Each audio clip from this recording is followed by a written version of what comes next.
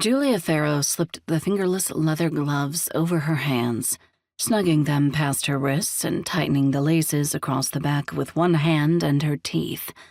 She'd gotten quite good at that part, and was more than a little grateful that with the gloves, her weapons training sessions with Jack Massey, quartermaster of the Banshee, no longer ended early due to her bleeding palms. She smiled to herself, recalling the unexpected trouble she and Branna ran into the day she had purchased them.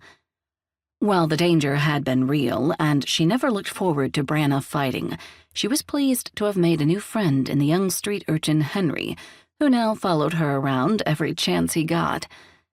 The arrangement Branna had made with Josiah Coombs, a former agent of Captain Cyrus Jagger, to be her eyes and ears in and around Nassau, had been working out even better than she'd hoped. She really ought to make more of an effort to be less surprised. With Branna, the unexpected occurred far too frequently for it to even be considered unexpected.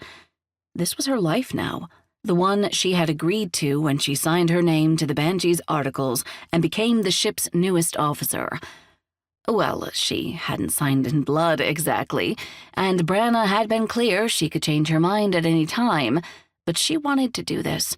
She was determined, however foolishly, to share this life with Branna. She curled her fingers, stretching the leather. She would have thought her hands were tough enough from sailing, but the braided leather grip of her cutlass was an entirely new assault on her palms, to which she hadn't yet grown accustomed. The courtyard of Travers' trading post at the port of Nassau was quiet this early. Genevieve Travers, owner and operator, had bustled around at dawn collecting glasses and emptying ash cans, and left a mug of coffee for Julia, as was her custom this past week, while Julia used the space to train for her new position as purser aboard the Banshee. She drew her cutlass from the scabbard at her hip and began working through a series of warm-up exercises while waiting for Jack. She enjoyed the feel of her strengthening muscles, warming and loosening with the movements, which a week ago was so very foreign to her, and now something to which she looked forward. "I was told I'd find you here."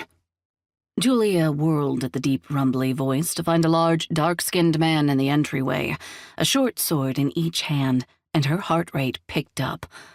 Caught off guard again, but only for a moment, she breathed deeply and squared her shoulders.